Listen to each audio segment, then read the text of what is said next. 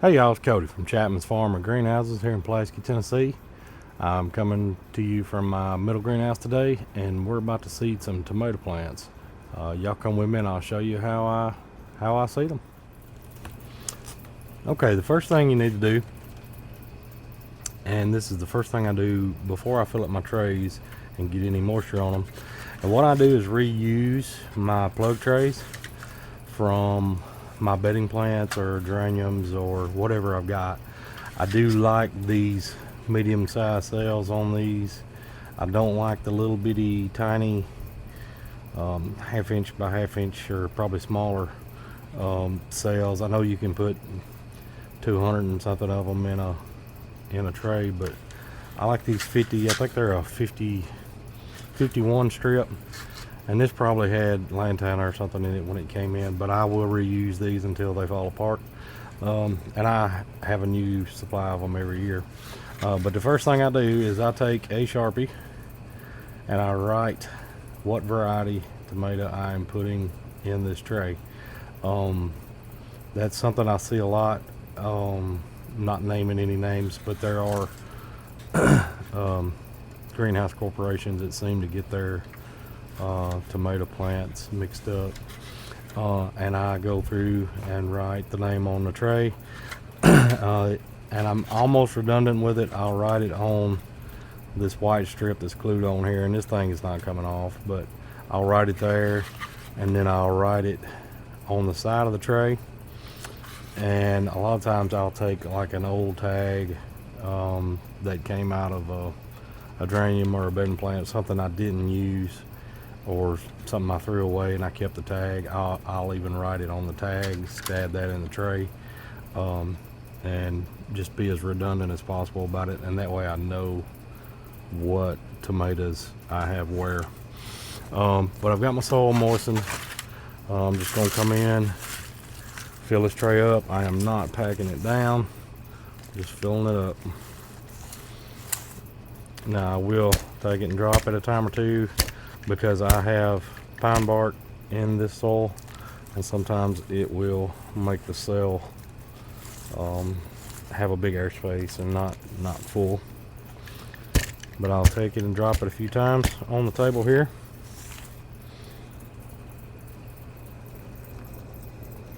Reach for my handy pen, and this is a pen that's been in this greenhouse for 20 years. You can use a pencil, you can use a stick, you can use a toothpick, whatever you want to use. But I just come in, give it a twist. I don't want to go all the way to the bottom of these cells. I am planting that deep.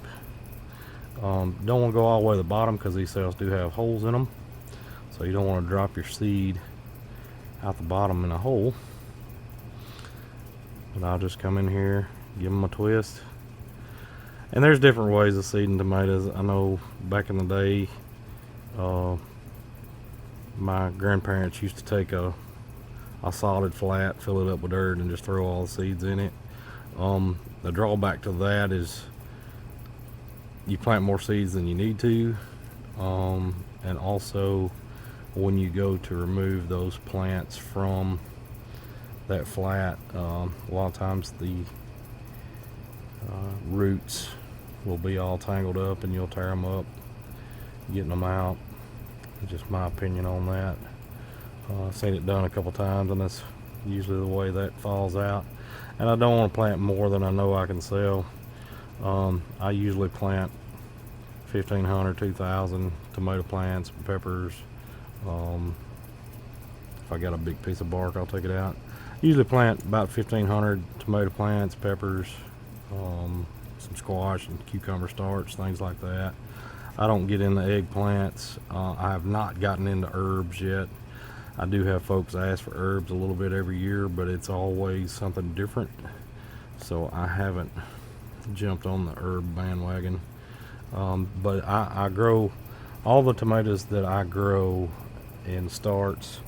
I have grown in the field, so I know what they do, and they're somewhat old-timey sort of tomatoes, but all of them are hybrids except for one variety that I grow.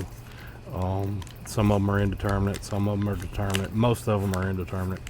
but I think I only grow 2 determinate tomatoes. But I got my seed pack. As you can see, I mark them when they come in. So this seed pack came in 2024. I will, if I don't use all the seeds in the pack, I will roll them up, put them in a Ziploc, and put them in the refrigerator. These seeds will keep for a long time. I seeded some tomatoes last year. I had some people wanting Marglobes, and I had some Marglobes that were pretty old seed, and every one of them came up. But so it's a couple years old, but these seeds will come up no problem, and shouldn't have an issue with that. But that's what I do. I save seeds, and if you're in the gardening hobby or business, saving seeds is part of the game. There's a ton of different tools to do this. I think Johnny's makes a little thing you can just go down through there. It's like $4, but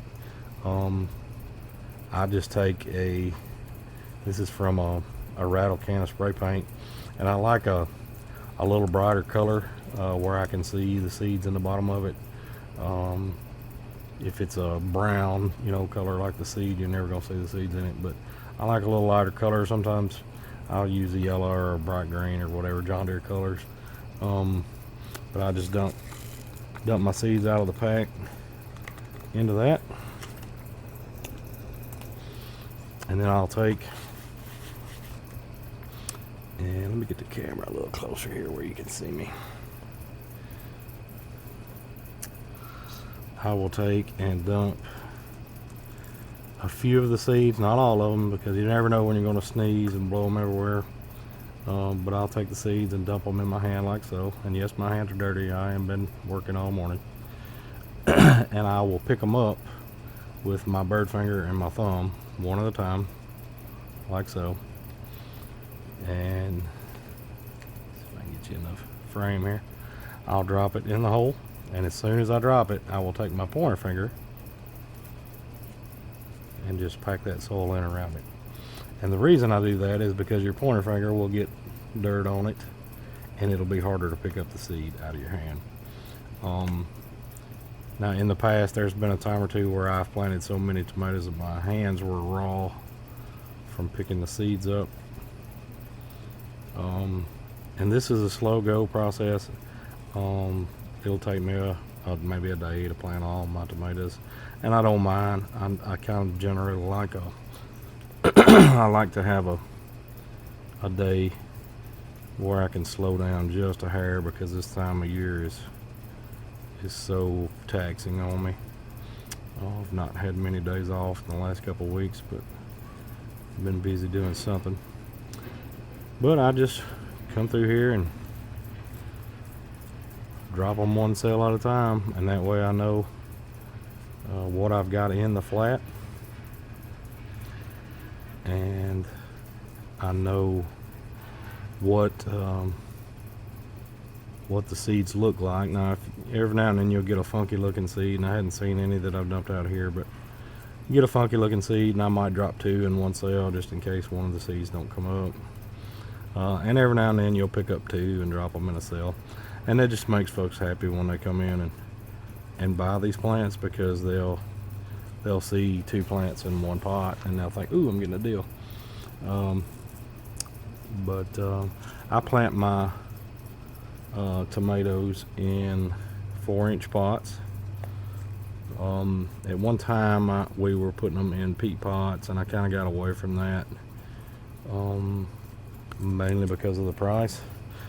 And I already had 4-inch pots. I was already using 4-inch pots for bedding plants, so I decided to put them in 4-inch pots, and it's kind of stuck. And I like the trays and stuff that you can get for the 4-inch pots to hold the pots tight, because if the tomatoes get really tall, it'll keep them from falling over and falling out of the flat. I'll transplant these in a couple weeks.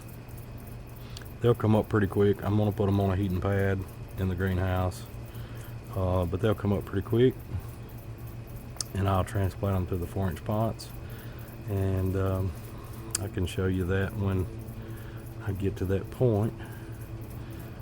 We can go through and I can show you what they look like when I transplant them. Something I'll do when I do transplant is I will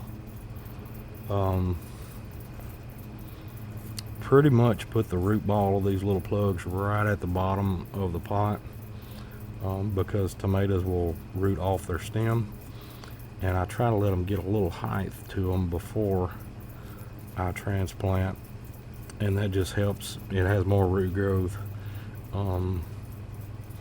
It'll have a better root ball to it when you go to put it in the ground. And there's a couple other tricks with tomatoes I'm going to kind of show you guys that I do. I know some people kind of frown when they see a tall tomato plant, but usually I plant what I have left over, and it's going to be sometimes 3 foot tall. I don't use any growth regulators or anything on my tomatoes. I don't believe in spraying that stuff on something somebody's going to eat. So I don't spray any growth regulators. I don't really have an avenue to keep them to move 2,000 tomato plants every day and keep them cool or hot or whatever. So with all that said, I usually wind up planting the taller plants in my garden, and what I'll do is lay them on their side. It works out pretty good because they root off the stem and they fare a little better in drier weather when they got a bunch of root structure. Try to teach a few folks that, and I got some photos from last year that I took where I actually pulled one up just to show how they root off the stems. And I plan on showing that to folks this year when we're talking about tomatoes. Something else I'll do when I do transplant these, and I'll go over it when I do my transplant video, is I will write the tomato variety on the pot itself with a Sharpie. And I don't keep tomatoes long enough for the Sharpie ink to fade, so that works out, but I will write the variety on the pot itself, because I've been to garden centers and things before, and I've seen people and kids pulling tags out of them and then just putting them back wherever they want to, and then you've got a tomato plant that's tagged wrong. So I'll write the variety on the pot. I usually pick a day in January when I'm not doing nothing, or it's cold or snowing or raining, and I'll bring a box or two of pots home and just sit and write the varieties down on the pots themselves. And I think folks kind of like that too, because they can, when they get home with them, they know what is what.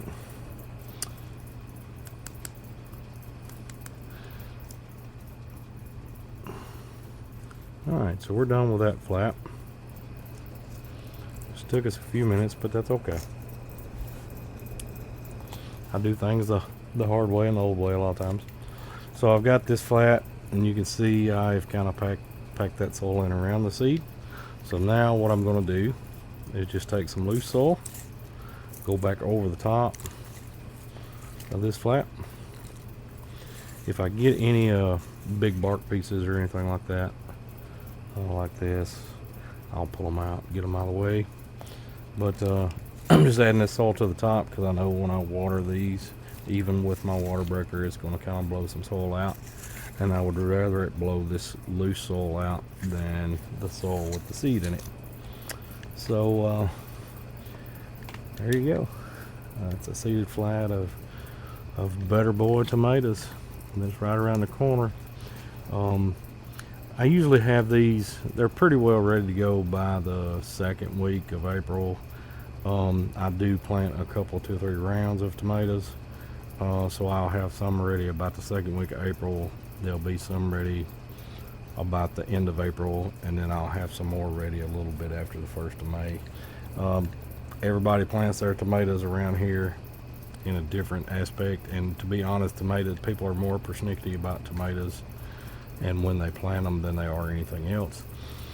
I have people that want them when we open. I have people that want them tax day. I have people that want them May 1st, and I have people that want them, second week of May. So, but that's how I do it. So, I'll throw him on the heat mat, and then we'll do some more. Something I didn't talk about while I was seeding these was target date, and you noticed me talking about dates when people want to purchase these tomato plants from me. I've done this long enough, my family's done this long enough, we kind of know when to plant tomatoes in order to hit those dates. Now, with that said, the weather plays a very, very key role in how fast these tomatoes will grow, how tall they will get, how quickly they will get there. Even in the best made plans, you can still not hit your target dates just because of the weather. But for the most part, I've been doing this long enough that I know when I need to plant these tomatoes. And with using the heat mat, I can push them a little bit with that heat mat to get them to germinate quicker. If I think they're growing too fast, I will pull them off the heat mat and just put them on the table where they get airflow under them and slow them down just a little. But target dates are a big thing when it comes to any kind of crop, especially a vegetable crop, but tomatoes. And I am in southern middle Tennessee. I am 10 minutes from Alabama. I know when the frost cycles are, of course, sometimes you'll get early, it'll stop frosting early in April. Sometimes you'll get a late frost in May, and that sort of thing too. So the weather does play a key role. But most of your seed packaging tells you germination rates, how many of the seeds are going to germinate for the most part, and gives you a target date on when you want the plants to be ready. Most of the time that target date is going to be when those plants are fruiting. I am target dating for selling the plants themselves. So like I said, I've been doing it long enough, I kind of know. And I think today is February 27th or 28th. I usually try to seed mine somewhere between the 25th and the 1st of March. And again, I'll come back in a couple of weeks and I will transplant these into 4-inch pots for y'all and let y'all look at how much they've grown and how I pot those. So, but that's how I seed tomatoes. And y'all come back, make sure you subscribe to the page for more content like this. Check us out on Facebook, Instagram. I believe we're on TikTok and just about everywhere but MySpace. So, but thanks for watching, and I'll see you next time.